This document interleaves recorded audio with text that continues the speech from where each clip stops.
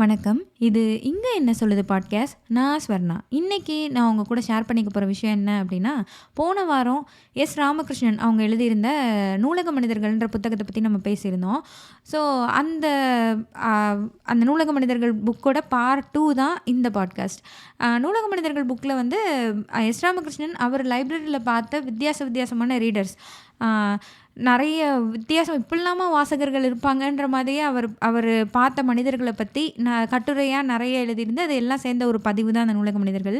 அதில வந்து ஆக்சுவலா நெறைய இப்படிலாம் இருப்பாங்களான்னு இன்னும் ஆச்சரியப்பட வைக்கிறதுக்கான நெறைய நிகழ்வுகள், நெறைய மனிதர்கள், ரொம்ப ஒரு மனச தொடுற மாதிரியான விஷயங்கள்லாம் நெறைய எழுதியிருந்தாரு. என்னால லாஸ்ட்டு எபிசோட்ல ஃபுல்லா ஷேர் பண்ணிக்க முடியல.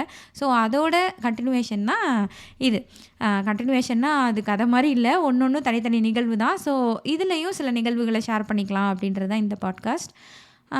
இதில அவர் எழுதியிருந்ததில எனக்கு ரொம்ப ஆச்சரியப்படுற மாரி ஒருத்தர் இருந்தார். அவர் யாருன்னா, ஒரு மலையாளி. அவர் வந்து விருதுநகர் மாவட்டத்தில ஏதோ அந்த மல்லாங்கனன்ற ஊர்ல உள்ள லைப்ரரிக்கு ரெகுலரா விசிட் பண்ணிட்டு இருந்திருக்காரு. ஸோ ஒரு மலையாளி வராரு அப்படிங்கிறது ராமகிருஷ்ணனுக்கு எப்படி தெரிஞ்சிருக்குன்னா, அந்த ரெஜிஸ்டர் இருக்கும் இல்லையா?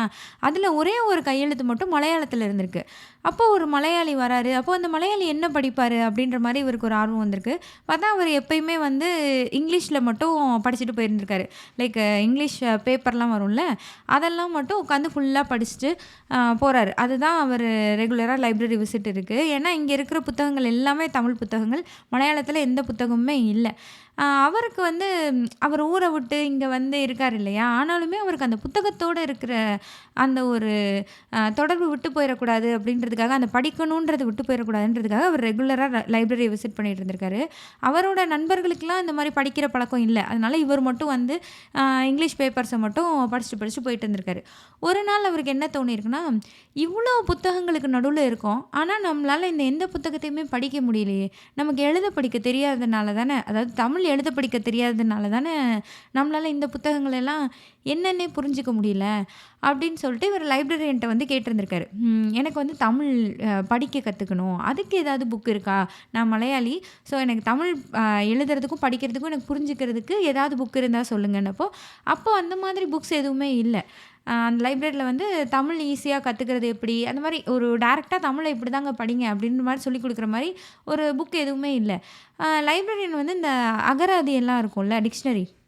ஆங்கிலம்லேருந்து தமிழ் அகராதி அந்த மாதிரி, இங்கிலீஷ் டு தமிழ்லாம் வந்து அந்த அகராதி எல்லாம் குடுத்து, அதெல்லாம் வச்சு நீங்க கொஞ்சம் ட்ரை பண்ணுங்க அப்படின்னு சொன்னோனே, இவர் வந்து இவரோட சொந்த முயற்சியில ஒவ்வொரு எழுத்தையும் எழுத்து கூட்டி வாசிச்சு, அதாவது ரூமுக்கு போய் இவர் எந்த புக்ஸ்லலாம் ஈஸியா அவர் தமிழ் படிக்க முடியும்னு நம்புறாரோ, அந்த புக்கெல்லாம் எடுத்துட்டு போய், அவர் ரூம்ல உட்காந்து விடாமுயற்சியோட தமிழ வாசிச்சு பழகி, ஒரு கட்டத்தில அவர் வாசிச்சு பழகிட்டாரு. அவருக்கு வந்து தமிழ் நியூஸ் பேப்பரும் படிக்கிறாரு, நாவல் படிக்கிறாரு, கதை படிக்கிறாரு, எல்லாமே அவருக்கு படிக்க ஈஸியா வந்துருச்சு. அதுக்கப்புறம் என்னன்னா, இவருக்கு கவிதை புத்தகங்கள வாசிக்க ஆரம்பிச்சிருக்காரு. ஆனா, அவருக்கு கவிதை வந்து புரியல. இவருக்கு வந்து நம்மளால உரைநடை எல்லாமே படிக்க முடியுதே, ஏன் நம்மளால கவிதை படிக்க முடியல? அப்படின்ற ஒரு ஃபீல் வந்துட்டு அவருடைய தாட் என்னன்னா, ஒரு மொழிய நம்ம நல்லா புரிஞ்சுக்கணும், ஆழ்ந்து புரிஞ்சுக்கணும்னா, அது கவிதையில என்ன சொல்ல வருதுன்றதும் நமக்கு புரியணும். அப்பதான் அந்த மொழி நமக்கு நல்லா புரியுன்றத அவர் நம்பியிருக்காரு. ஸோ இவர் வந்து கவிதை எப்படி படிச்சுக்கிறது, எப்படி புரிஞ்சுக்கிறதுன்றத பத்தியும் அதுக்கான தேடல்ல இருந்திருக்காரு. ஸோ அப்பதான் ராமகிருஷ்ணன வந்து இவரு சந்திச்சிருக்காரு. அப்போ ராமகிருஷ்ணன் சொல்லியிருக்காரு, "ஆமா, தமிழ்ல வந்து நீங்க கவிதைய புரிஞ்சுக்கிறது கொஞ்சம் கஷ்டம் தான். ஏன்னா, சங்ககால நூல்கள்ல ஒரு மாதிரி இருக்கும். இலக்கியம் அதெல்லாம் வந்து வேற மாரி இருக்கும். நம்ம செய்யுள்லாம் படிப்போம் இல்லையா? சின்ன வயசுல. அது ஒரு மாதிரி இருக்கும். இப்ப வர புது கவிதைகள்லாம் ஒரு மாரி இருக்கும். ஆனா 2யுமே நீங்க புரிஞ்சுக்கிறது கொஞ்சம் சிரமம் தான். ஏன்னா, ஒரு விஷயத்த ரொம்ப நேரடியா சொல்லியிருக்க மாட்டாங்க. அவங்க ஒரு விஷயம் சொல்லியிருப்பாங்க. அதாவது புது கவிதையில வந்து ஒரு விஷயம் சொல்லியிருக்காங்க. ஆனா, அந்த எழுத்தாளர் வந்து அந்த கவிதை எழுதினவரு எத பத்தி பேசுறாருன்றது நீங்க புரிஞ்சுக்கணும்.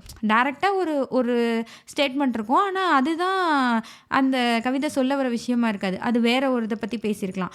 ஒரு சாதிய பத்தி பேசியிருக்கலாம், ஏழ்மைய பத்தி பேசியிருக்கலாம். இந்த மாரி எவ்வளவோ விஷயங்கள் அதுக்கு பின்னாடி இருக்கும். அந்த மறைமுகமா என்ன அவரு சொல்ல வராரு அப்படின்றத நீங்க புரிஞ்சுக்கிற மாதிரியான கவிதைகளா தான் புது கவிதை இருக்கும். அண்ட் அந்த சங்ககால கவிதைகளுமே வந்து அதை நீங்கள் பிரித்து பிரித்து படிக்கிற மாதிரி இருக்கும். எனக்கு வந்து இதை வாசிக்கையில் நம்ம செய்யுள்லாம் படிச்சிருப்போம் இல்லையா?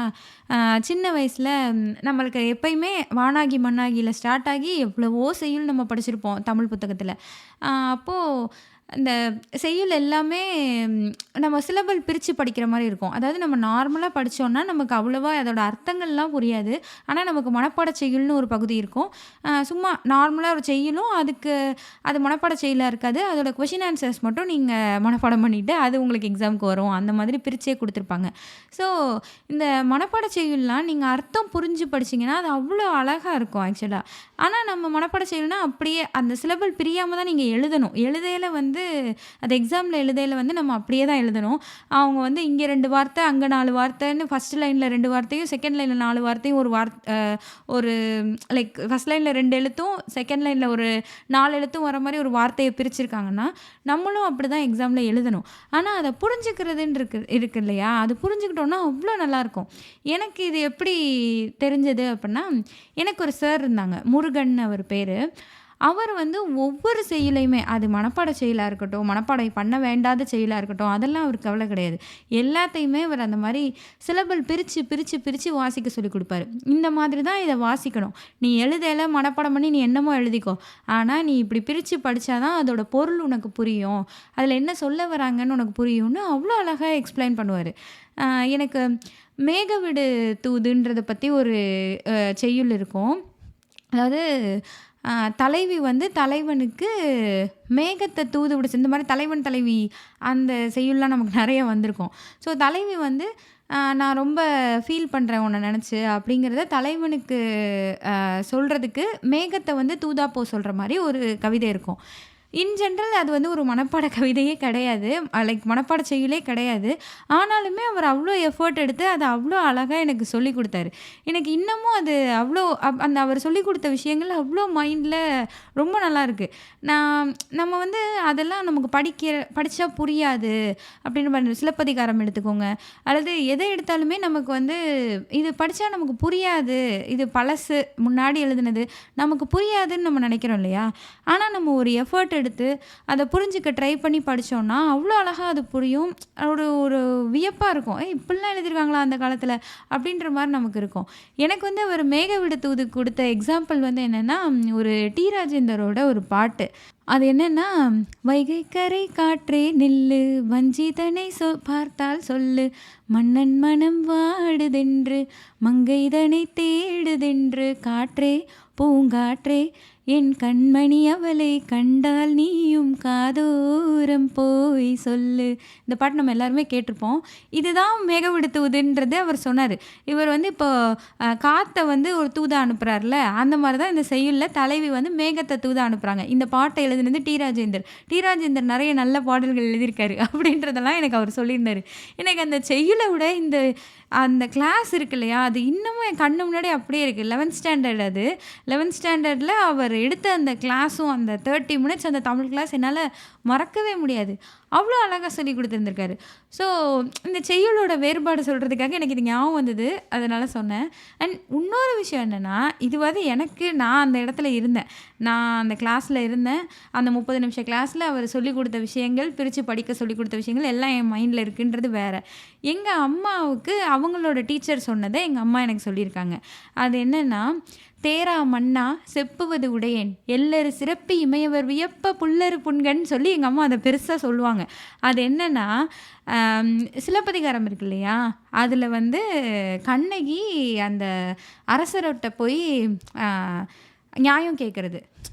அப்போ அவங்க எப்படி போவாங்கன்னா, தேரா மன்னான்றது வந்து டே அரசா அப்படின்ற மாதிரி தான், டே மன்னா அப்படின்ற மாதிரி ஒரு அத்தாரிட்டேட்டிவாக தேரா மன்னா செப்புவது உடையன்னு அவங்க வந்து நான் சொல்கிறத கேளு அப்படின்ற மாதிரி எடுத்தோடனே அவ்வளோ அத்தாரிட்டேட்டிவாக வந்து தான் கண்ணகி பேசுவாங்கன்னு அதில் சிலப்பதிகாரத்தில் எழுதியிருக்கோம்.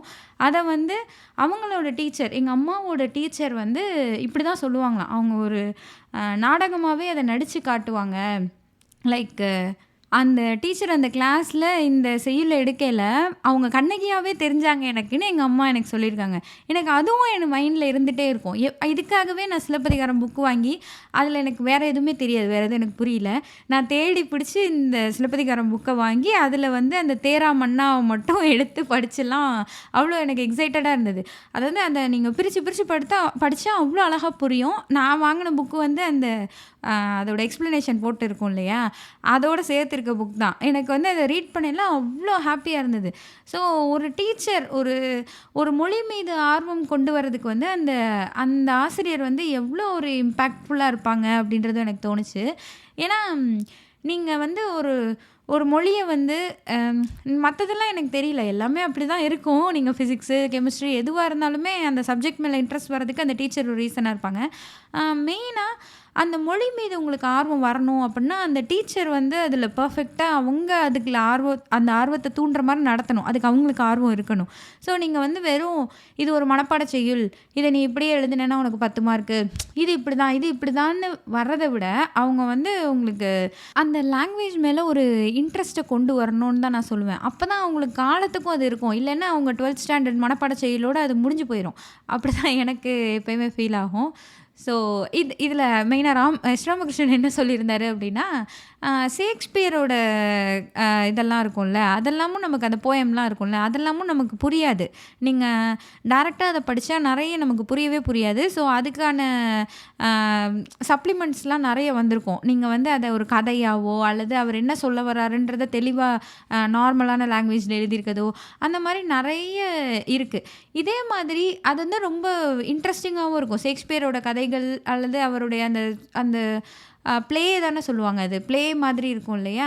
ஒரு நாடகத்தில நடிக்கிற மாரி அது மாரி தானே எழுதியிருப்பாங்க. ஸோ அத வந்து எக்ஸ்ப்ளைன் பண்ணி சின்ன பிள்ளைங்க படிக்கிற மாரி கதை, அல்லது டைரக்ட்டா அத புரிஞ்சுக்கிறதுக்கானது, அந்த மாரி அதோடைய வெர்ஷன்ஸ் வந்து நெறைய வந்துருச்சு.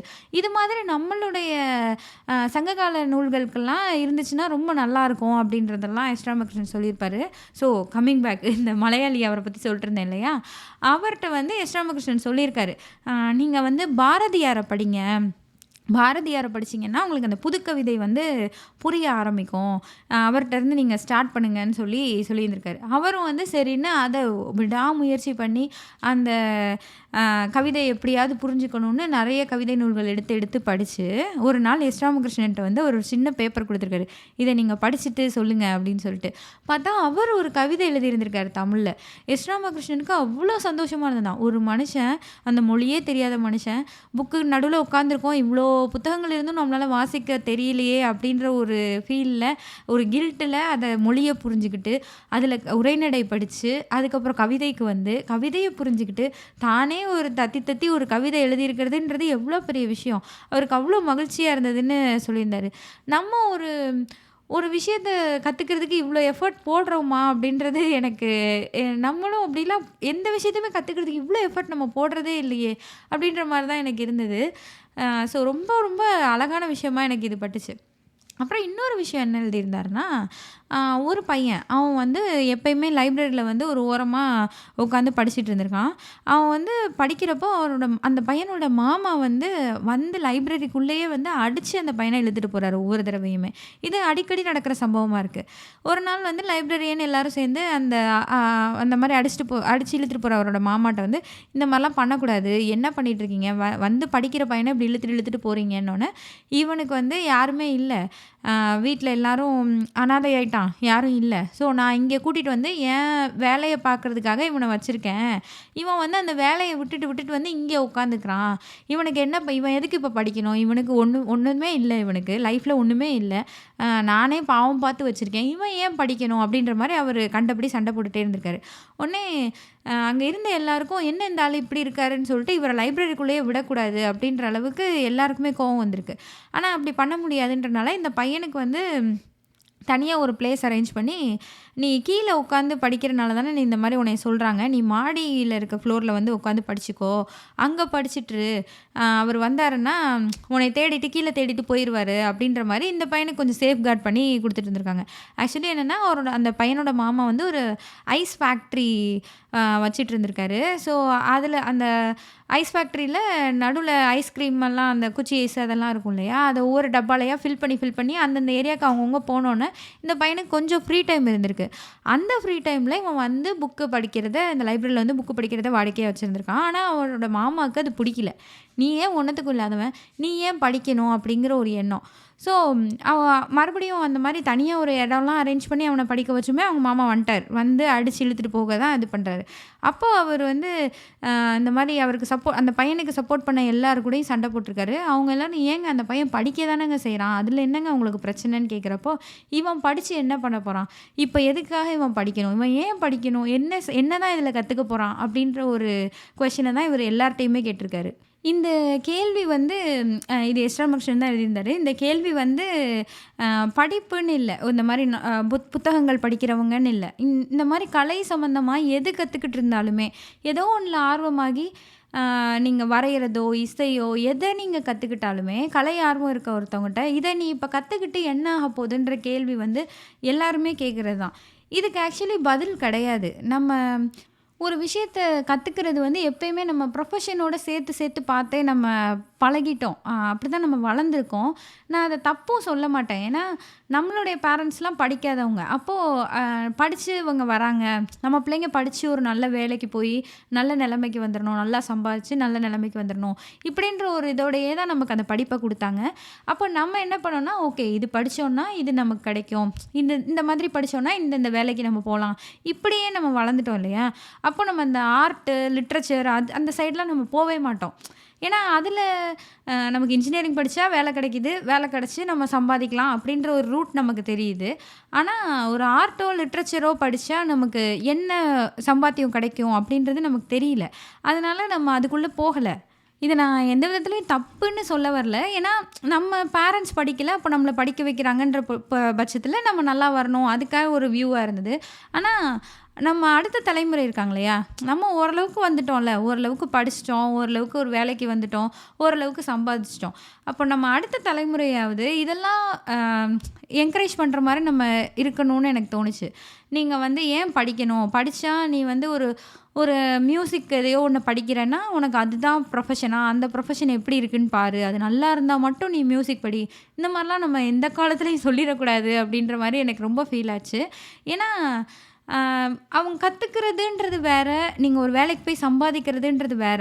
இது 2த்துக்கும் நீங்க ஒரு விஷயத்த கத்துக்கிறீங்கன்னா, அது என்னன்னு தெரிஞ்சுக்கிறீங்க. அது மூலியமா உங்களுக்கு ஒரு நாலேட்ஜ் கிடைக்குது. அது உங்களுக்கு நாளைக்கு ஒரு இடத்துல மணியா மாறும், மாறல அதெல்லாம் வேற. பட் நீ எது படிச்சா எந்த அளவுக்கு நீ காசு சம்பாதிக்கலாம்? இது படிச்சா எந்த அளவுக்கு வரலாம்? அத பொறுத்தே ஒருத்தவங்க எல்லாத்தையும் படிக்கணும்னு நம்ம நினைக்கிறது வந்து ரொம்ப தப்புன்னு தான் நான் சொல்லுவேன். இப்போ சின்ன சின்ன குழந்தைங்கள நம்ம கிளாஸ் போடுறோம் இல்லையா? அதுவே வந்து இப்போ பாட்டு, அந்த மாதிரி நெறைய விஷயங்கள் சொல்லி தர்றது. அது மூலியமா என்ன பெனிஃபிட்டுன்னு நம்ம அப்படி பார்க்காம, அந்த குழந்தைக்கு அந்த பாட்டு கத்துக்கிறதுல ஆர்வம் இருக்கா? அந்த குழந்தைக்கு பாட்டு கத்துக்கிறதுனால எப்படி அது ஃபீலா இருக்கு? சந்தோஷமா இருக்கா? சேடா இருக்கா? இதெல்லாம் பார்த்து தான் நம்ம அதுக்குள்ள கொண்டு போணும்னு தான் எனக்கு தோணும். நீ அதில ஒரு ஒரு விஷயத்த நம்ம கத்துக்கிறோம்னு வச்சுக்கோங்களேன். இப்ப எனக்கு இன்னுமே சிங்கிங் கத்துக்கணும்னு ரொம்ப ஆசை தான். நான் நெறைய ட்ரை பண்ணிட்டே தான் இருப்பேன். யாராவது ஒருத்தவங்கட்ட போய் கிளாஸ் எடுக்கிறீங்களா? கிளாஸ் எடுக்கிறீங்களான்னு கேட்குறப்போ, எல்லாருமே என்ட்ட கேட்குற ஒரே கொஸ்டின், "உங்க பையனுக்காங்கன்னு" தான் அதாவது அவங்க என் பையனுக்குன்னு நெனச்சு ஃபீஸ்லேருந்து எல்லாம் பேசிருவாங்க. கடைசி நான் சொல்லுவேன், "பையனுக்கு இல்ல, எனக்கு எனக்கு" அப்படின்னோனே, "இல்லைங்க நாங்க அடல்ட்டுக்குலாம் கிளாஸ் எடுக்கிறதில்ல. எடுத்ததே கிடையாது. இதுவரை யாரும் வந்ததே கிடையாது. கிட்ஸ் தான் வராங்க." அப்படின்ற மாரி எனக்கு சொல்லுவாங்க. ஸோ உங்களுக்கு எப்படி சொல்லி தரணுன்ற அந்த இது என்கிட்ட இல்ல. இந்த பதில் நான் நெறைய இடத்துல கேட்டிருக்கேன். எனக்கு வந்து இப்போ ஏன் நான் கத்துக்கணும்னா எனக்கு ஆன்சர் இல்ல. எனக்கு கத்துக்கணும். சின்ன வயசுலயே எனக்கு ஆசை இருந்தது. அப்ப என்னால கத்துக்க முடியல. இப்ப ஏன் கத்துக்கக்கூடாது? அதனால எனக்கு எந்த லாபம் இருக்கா? இல்லையா? அது என்னோட ப்ரொஃபஷனா மாறுமா? இத வச்சு நான் என்ன பண்ண போறேன்? இந்த கேள்வியே ஒரு இடத்துல கத்துக்கிறோம்னு முடிவு பண்ணிட்டோம்னா, இந்த கேள்வியெல்லாம் நமக்கு வரக்கூடாதுன்னு தான் நான் ரொம்ப ஃபீல் பண்றேன். இப்போ எனக்கு நான் இத அப்ளிகபிளாக வச்சுக்கிட்டேன். எனக்கு ஆசை இருக்குது, அதில் ஆர்வம் இருக்குது, நான் கற்றுக்கணும்னு நினைக்கிறேன்றது எனக்கு புரிஞ்சிருச்சு. ஸோ என்னோட குழந்தைன்னு நான் பார்க்கையில, நம்ம அடுத்த ஜென்ரேஷனை பார்க்கையில எல்லா விஷயத்துலையுமே நம்ம ஓகே நீ மேக்ஸ் கிளாஸ் போறியா அல்லது இந்த மாதிரி ஒரு கிளாஸ் போறியா? மேக்ஸ் போனேன்னா உனக்கு நல்ல ஸ்கோர் கிடைக்கும். உனக்கு ஸ்கோர் கிடைச்சா நீ நல்ல எக்ஸாம்ஸில் நல்லா வருவ. உனக்கு அந்த சீட் கிடைக்கும், அந்த எக்ஸாம்ஸ் கிடைக்கும். இந்த மாதிரி தான் மைண்டு போகும். ஒரு பேரண்ட்டோட மைண்டு ஈஸியாக அப்படி போயிடும். ஏன்னா நம்ம அப்படி தான் வளர்ந்துருக்கோம் இல்லையா? ஸோ நான் எனக்கு நானே அடிக்கடி சொல்லிப்பேன். நம்ம வந்து ஒரு நம்ம குழந்தை கற்றுக்கிறது எல்லாத்தையும் வந்து ஈக்குவல் டு அதோடைய ப்ரைஸ் வாங்குறதுலையோ அல்லது அதோட எக்ஸாம்ஸ் எப்படி எழுதுதுன்றதுலையோ, அடுத்த சீட் எப்படி கிடைக்கிதுன்றதுலையோ, அவங்க என்ன ஆகுறாங்கன்றதுலையோ அதில் மட்டுமே கான்சன்ட்ரேட் பண்ணிக்கக்கூடாது அப்படின்றத நான் எனக்கு நானே அடிக்கடி சொல்லிட்டே இருப்பேன். பட் அவன் வளர வளர அது எந்த அளவுக்கு அப்ளிகபிள்னு எனக்கு தெரில. ஸோ நான் இது ஏன் சொல்ல வந்தேன்னா, நான் இந்த பையன் இருக்கான் இல்லையா, ஒரு பையன் வந்து படித்தான். அந்த பையனுக்கு அவங்க மாமா கூட்டு போயிட்டாங்க, அடிக்கிறாங்க, அதெல்லாம் சொன்னேன் இல்லையா? ஸோ அந்த படிப்புன்றது நிறைய பேருக்கு அவ்வளோ ஈஸியாக கிடைக்கிற விஷயமா இல்லை. அதாவது ஒரு நார்மலாகவே ஸ்கூலில் சேர்ந்து காலேஜில் சேர்ந்து படிக்கிற படிப்பும் சரி, நீங்கள் அது இல்லாமல் வெளியில் இந்த மாதிரி லைப்ரரியில் வேறு படிக்கிறதும் சரி, எல்லாருக்கும் ஈஸியாக கிடைக்கிற ஒரு விஷயமா இல்லை. ஸோ நமக்கு அது ஈஸியாக அது அவைலபிளாக இருந்துமே நம்ம அதை வந்து நம்ம நிறைய நேரங்களில் மதிக்கிறது இல்லை. இதை வந்து எஸ் ராமகிருஷ்ணனும் எழுதியிருந்தார். அவர் எப்படி சொல்லியிருந்தாருன்னா, சில இடத்துல வந்து ரெஸ்டாரண்ட் அந்த மாதிரி சாப்பிட போகையில் ஏதாவது ஒரு புக்கு எடுத்துகிட்டு போயிருப்பாராம். ஸோ அந்த புக்கு படிச்சுட்டு இருக்கையிலையோ அல்லது அங்கே டேபிளில் வச்சுருக்கையிலையோ சர்வ் பண்ணுறவங்க வந்தெல்லாம் கேட்டிருக்காங்களாம், இந்த புக்கு படிச்சிருக்கீங்களா, இது ரொம்ப நல்லாயிருக்கும், என்னால் ஃபுல்லாக படிக்க முடியல, இந்த மாதிரிலாம் வந்து சொல்லுவாங்களாம். ஸோ அந்த படிக்கணுன்ற ஆர்வம் இருக்க மக்களுக்கு அது நிறைய சேராமல் இருக்கிறப்போ நம்மளால் அது படிக்க முடியும் அப்படின்னாலுமே நம்ம அதை ஒதுக்கி வைக்கிறோம் இல்லையா? ஸோ அந்த மாதிரி இருக்கக்கூடாதுன்றதை அவர் சொல்லியிருந்தார். அதுக்கப்புறம் இன்னொரு விஷயம் என்ன எழுதியிருந்தார் அப்படின்னா, அந்த அமெரிக்கன் எம்பசி இருக்கும்ல, யுஎஸ் எம்பசி, நம்ம ஜெமினி பிரிட்ஜுக்கு கீழே ஒன்று இருக்கும்ல, அங்கே அதுக்குள்ளே ஒரு லைப்ரரி இருக்குமா. ஸோ அங்கே வந்து என்னென்னா, இந்த 9/11 இன்சிடென்ட்ஸ்க்கெலாம் முன்னாடி ஈஸியாக எல்லாருமே போகிற மாதிரி தான் இருக்குமா. ஸோ அங்கே வந்து நிறைய பேர் வருவாங்களாம், எழுத்தாளர்கள் வருவாங்களாம், சினிமா துறையை சேர்ந்தவங்க வருவாங்களாம். அந்த லைப்ரரியை வந்து பார்க்குறதுக்கு லைக் அங்கே வந்து படிக்கிறதுக்கு அவ்வளோ பேர் வருவாங்களாம்.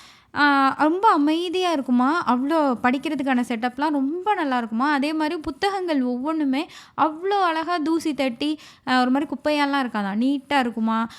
ஒவ்வொரு புத்தகத்துக்கும் வந்து ஒரு ரேப்பு தனியாக, நார்மலாக ஒரு புக் இருக்குன்னா அது மேலே ஒரு கவர் போட்டு அந்த மாதிரிலாம் ரேப் பண்ணி வச்சுருக்கிறத வந்து அவர் அங்கே தான் தடவை பார்த்தேன்னு சொல்லியிருந்தார். எனக்கு டக்குன்னு எங்கள் வீட்டுக்கிட்ட இருக்க லைப்ரரி ஞாபகம் வந்துச்சு. யூஎஸில் இருக்க லைப்ரரி அங்கே எல்லாமே அப்படி தான். ஒவ்வொரு புக்கையுமே வந்து மேலே ஒரு பாலித்தீன் கவர் போட்டு சீல் பண்ணி வச்சுருப்பாங்க. லைக் ஸ்டாப்லர்லாம் போட்டு அவ்வளோ சேஃப்கார்ட் பண்ணி வச்சுருப்பாங்க. நீங்கள் அந்த புக்கை அவ்வளோ ஈஸியாக கிளியாது, அட்டையெல்லாம் அவ்வளோ புத்தம் புதுசு மாதிரி வச்சுருப்பாங்க. ஆனால் அது பழைய புக்காக இருக்கும். அப்படி தான் அவங்க எல்லாத்தையுமே மெயின்டைன் பண்ணியிருப்பாங்க. கிட்ஸோட புக்கும் அப்படி தான் மெயின்டைன் ஆகிருக்கும், பெரியவங்க படிக்கிற புக்ஸும் அப்படி தான் இருக்கும், டீனேஜர்ஸ் படிக்கிற புக்ஸும் அப்படி தான் இருக்கும். எல்லாமே அப்படி அவ்வளோ அழகாக மெயின்டைன் பண்ணி வச்சுருப்பாங்க. ஸோ அந்த அமெரிக்கன் எம்பசி, யுஎஸ் எம்பசியோட லைப்ரரியிலையும் இதே மாதிரி தான் இருக்கும்னு அவர் சொல்லியிருந்தார். ஸோ அங்கே வந்து என்னென்னா, இவர் ஒரு புக்கை படிச்சுட்டு இருக்கையில் ஒருத்தர் இவரையே பார்த்துட்டே இருந்தாராம். சரி ஓகே, இவர் நம்மகிட்ட ஏதோ பேச ட்ரை பண்ணுறாரு, லைப்ரரிக்குள்ளே வச்சு பேச முடியாது அப்படின்றதுக்காக அவர் வெயிட் பண்ணுறாரு போலன்றது எஸ் ராமகிருஷ்ணனுக்கு புரிஞ்சுதான். சரி வெளியில் வந்தோன்னே அவரும் வெளில வந்து பேசியிருக்காரு.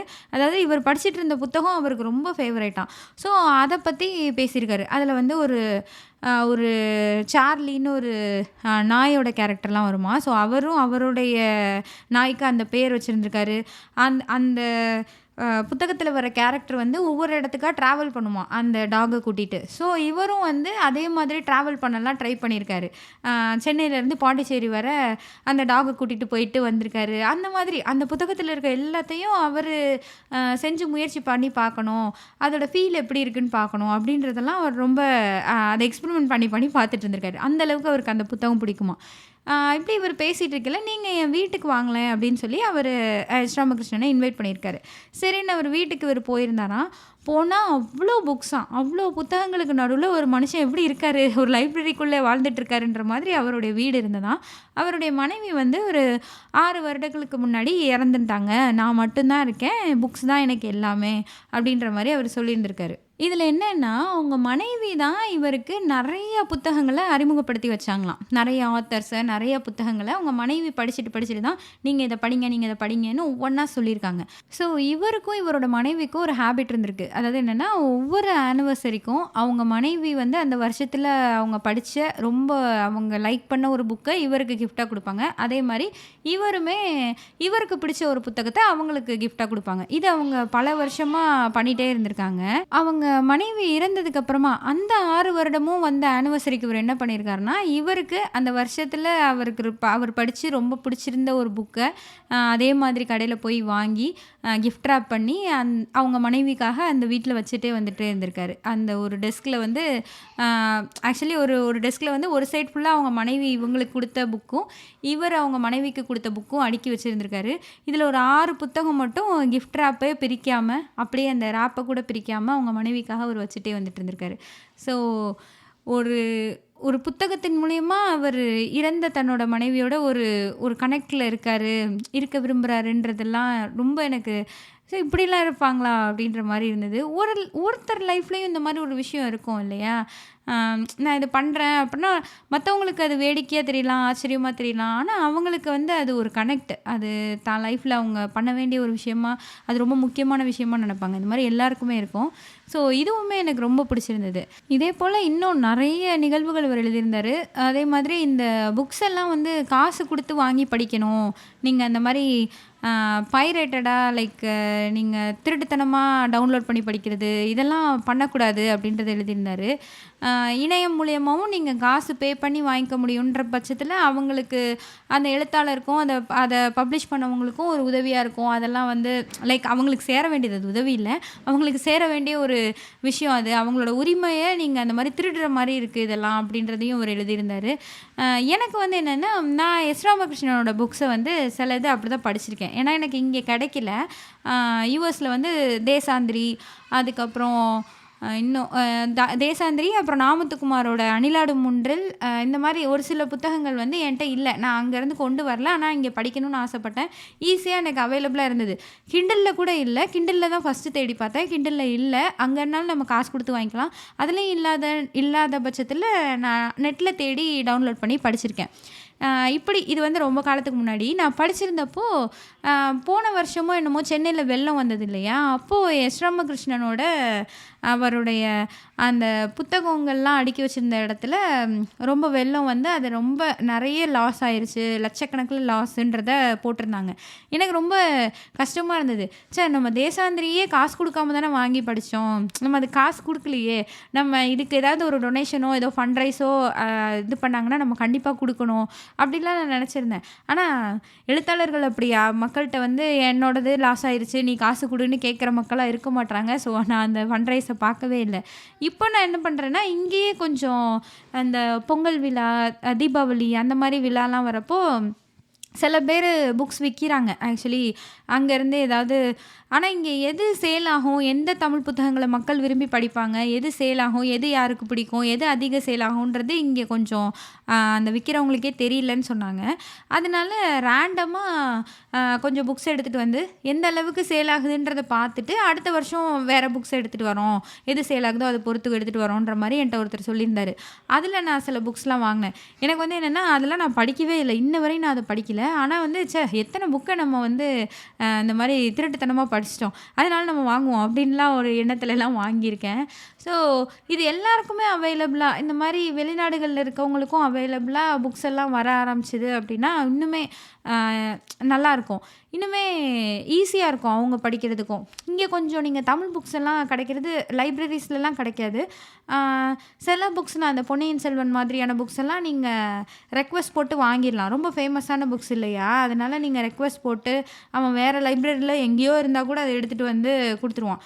லைக் இங்க நெறைய புக்ஸ் அப்படிதான். உங்களுக்கு அந்த புக்ஸ் அந்த லைப்ரரியில இல்லைன்னா, நியர்பைல இருக்க லைப்ரரியில அல்லது எக்ஸாம்ஸ்க்கான புக்ஸ் எல்லாம் கேட்குறீங்க அந்த லைப்ரரியில இல்லைன்னா, அவன் வாங்கி கூட குடுப்பான். ரெக்வெஸ்ட்டுன்னு ஒண்ணு நம்ம போட்டுட்டோம்னா.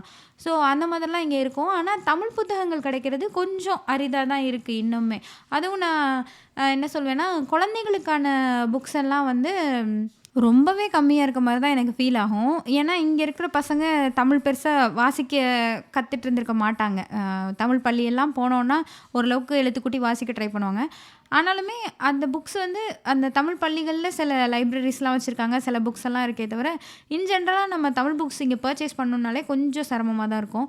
ஸோ, எனக்கு அது தோணுச்சு. இங்க இன்னும் கொஞ்சம் அவைலபிலிட்டி வரலாம். இன்னும் கொஞ்சம் புக் ஸ்டால்லாம் தமிழ் புக் ஸ்டால்ஸ்லாம் வரலாம். தமிழ்னு இல்ல, இங்க நெறைய மத்த மொழியை சேர்ந்தவங்க நெறைய பேரு இருக்காங்க இல்லையா? அவங்க எல்லாருக்குமே கிடைச்சதுன்னா ரொம்ப நல்லாயிருக்குமே அப்படின்றது எனக்கு தோணுச்சு.